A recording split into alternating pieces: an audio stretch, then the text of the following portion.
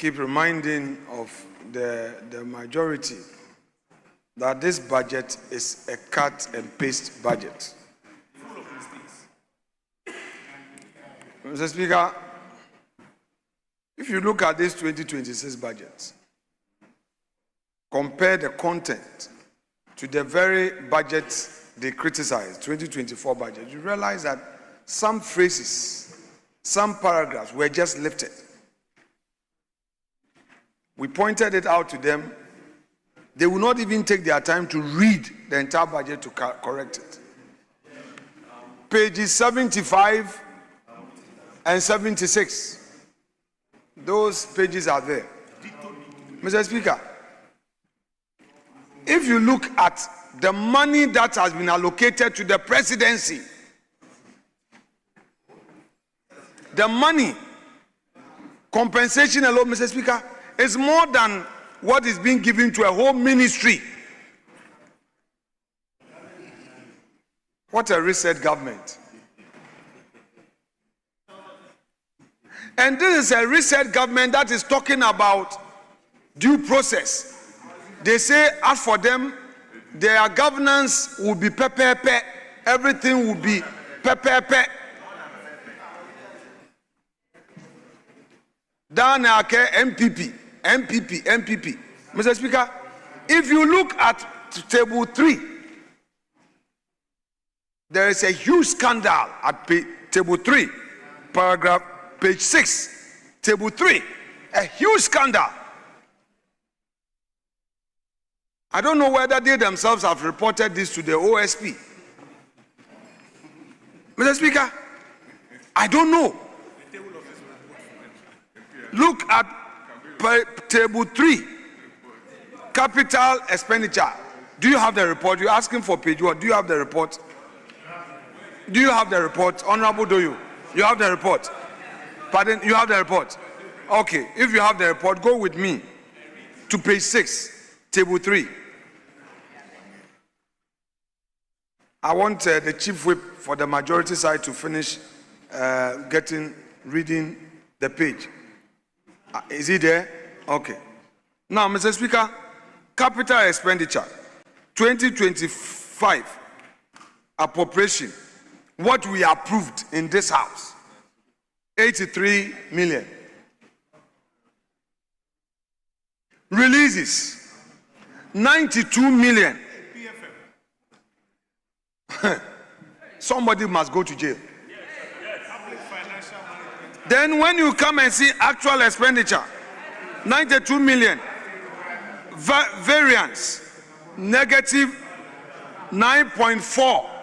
Somebody must account for this 9.4 million. And this is not my report.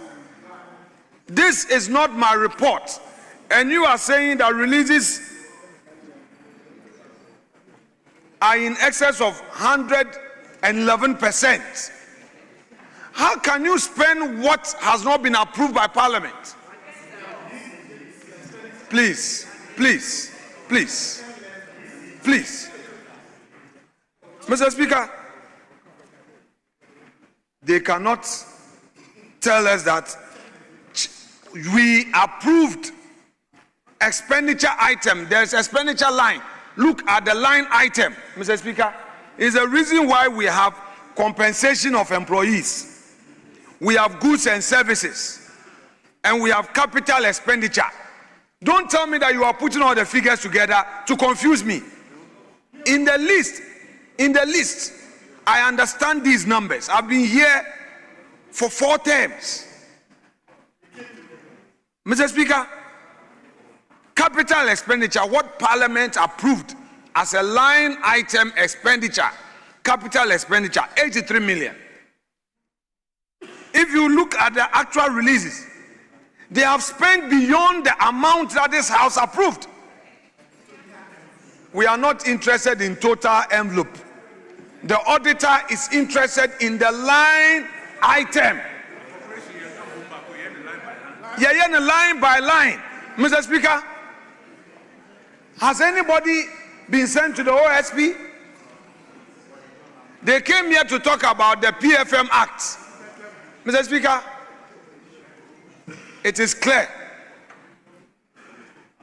that many of you are likely to go to jail. From what I am seeing, Mr. Speaker, just year one alone, only yesterday, you were on us. The slightest mistake, you'll be inviting MPP appointees to go to OSP, to go to NIB. Mr. Speaker, look at the line item. The excess of 9.4 million. Who authorized this to be released? Who authorized it? It was never brought to Parliament for variation. Mr. Speaker, if it were to be MPP administration, we know what our friends will do. Mr. Speaker, we know in this country the slightest error, how our friends have reacted to same. Just first year, one line item, what Parliament has not approved, your own records. I don't want any of you to say Afenyo-Markin said something. This is not me saying. This is you. A report signed by Honorable Isaac Ajay-Mensah, chairperson of the committee. He is a member of the NDC caucus in Parliament. He is not an MPP person. Mr. Ajay-Mensah himself admits by signing this report that there is some chop that has gone on. Mr. Speaker, the PFM Act, let me read for the avoidance of doubt. Mr. Speaker, I will say mine. When it's your turn, say yours. Mr. Speaker, Section 96(2). I read, a person acting in an office or employment connected with the procurement or control of government stores or the collection, management or disbursement of amount in respect of public fund or public trust, who authorizes an expenditure exceeding the approved appropriation in the relevant budget commits an offense and is liable on summary conviction to a term of imprisonment of not less than 6 months and not more than 12 months, or to a fine of not more than the value of the assessed impact of the commitment, or to both. So, Mr. Speaker, clearly, somebody must be punished for this. Be careful what you wish for. Be careful what you wish for. The way you judge the MPP, you will be measured by the same standard. Mr. Speaker, this is what the PFM Act says. That we approved a line item for you.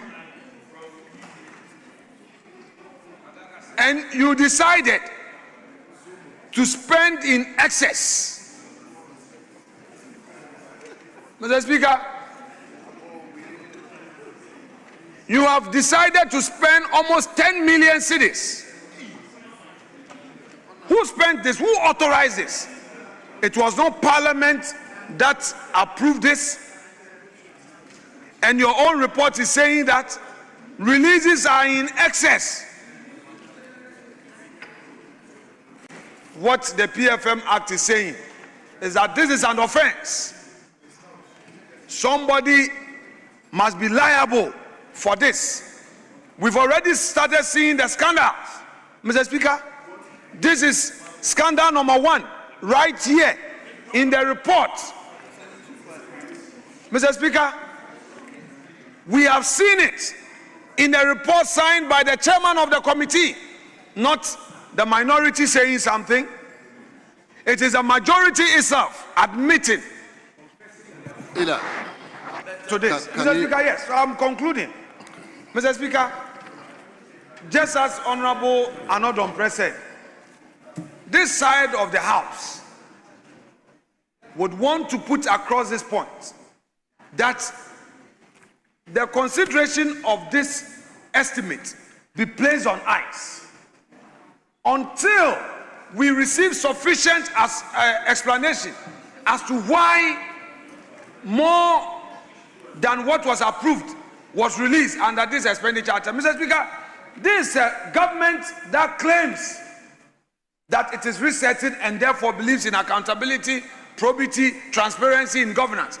We cannot approve this until sufficient explanation is put forth. We know that in this house, we never varied this expenditure item.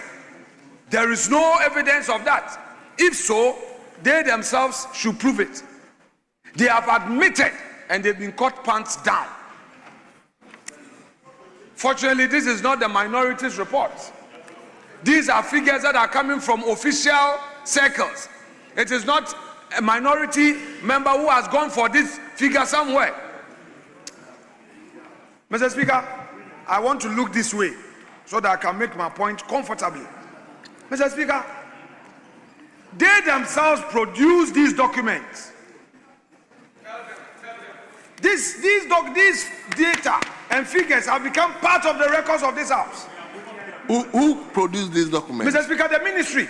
The report is coming from the report committee. Is coming from the committee. No, yeah, Mr. Speaker, the committee relied on the returns from the ministry. And the chairman and the clerk have signed. Mr. Speaker, the chairman who is from their side. Mr. Speaker, we are saying that they should withdraw this report. They should withdraw this report, do the needful. There must be a full inquiry into this matter. How they spent in excess of almost 10 million cedis.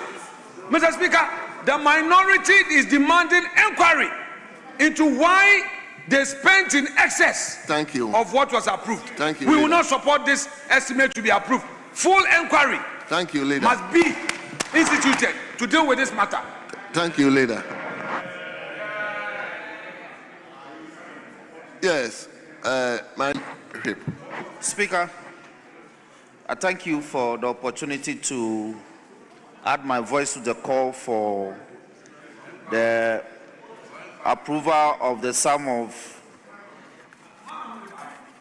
1,500,000 40,589 Ghana cedis for purposes of programs approved for the Ministry of Transport. Mr. Speaker, I listened to the minority leader in silence. He should be able to take the pain from this side in dignity. Mr. Speaker, the minority leader says what? That because within the approved quantum for the ministry, in terms of IGF, that they cannot vie it. Let me advert his mind to Section 32 of the PFM Act, 2016 Act 921. The minister has power to vie expenditure lines approved for entities, from goods and services, for instance, to capital expenditure. And let me read the provision. Please, yes. Can you listen to me quietude? Mr. Speaker, section 32. Speaker, can you save me from the jaws of the minority leader at this time? Speaker, Section 32(1) reads, the minister may, on the request of a principal spending officer, execute a virement in respect of an amount of money allocated to the covered entity of that principal spending officer. Speaker, 32(3) is to the effect that a virement executed under subsection 1 is subject to the following conditions. Now, environment of funds allocated for wages and salaries in an expenditure vote shall not be made unless the environment is in respect of wages and salaries. What we speak of, it's not about wages and salaries. It's CAPEX. So I will take you to CAPEX. So let me take you to CAPEX. Speaker, Section 32, subsection 3, paragraph C. Environment may be made from a recurrent expenditure to capital expenditure, as well as from one capital expenditure to another capital expenditure. Mr. Speaker, yes, I'm done. I'm done. And Mr. Speaker, oh, please, minority leader, please. Mr. Speaker, now let me look at you so that me too I can make my point without interruption. Speaker, if you take table 3, the global total for 2025 is for appropriation A is for 801,481,350,028 pesos. The actual releases was 588,429,853,080 pesos. The actual expenditure,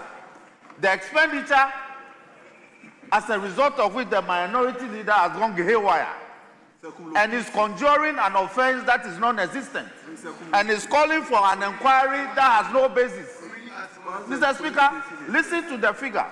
Actual expenditure, 588,429,853.80 pesos. Mr. Speaker, if you deduct 588 million from 801 million, you have in excess of 280 million. That has not been touched. And yet the minority leader, in some esoteric fashion, is conjuring an offense.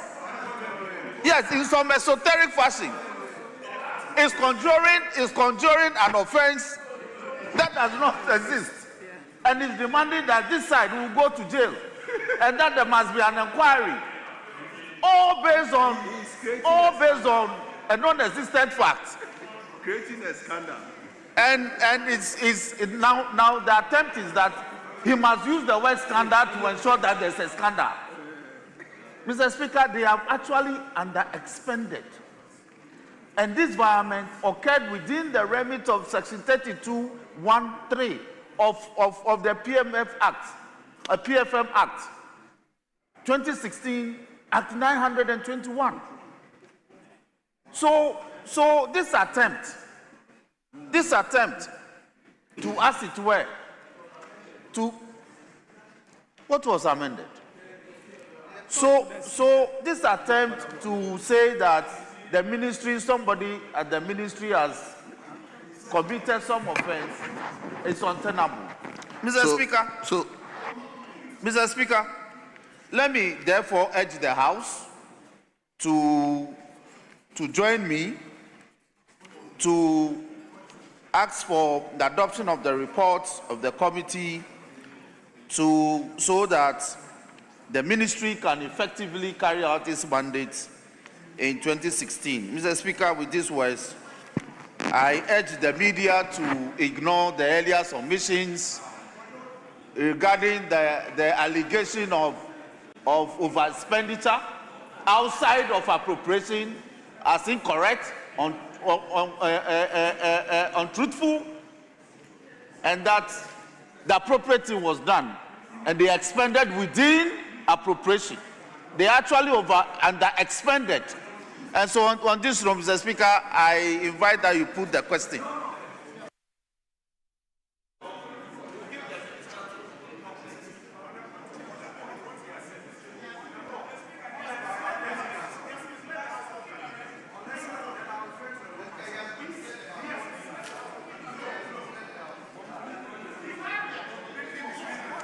Thank you, Mr. Speaker. Mr. Speaker, this is a House of record. We should not mislead the House at any point in time. The the argument that is being made by the chief whip on the other side cannot be sustained. The point that has been made by the minority leader is well-founded. And Mr. Speaker, let me just give you the information and the entire House.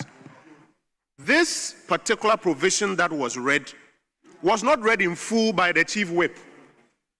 The law, section 32 says the minister, here the Minister of Finance, is the one who may via.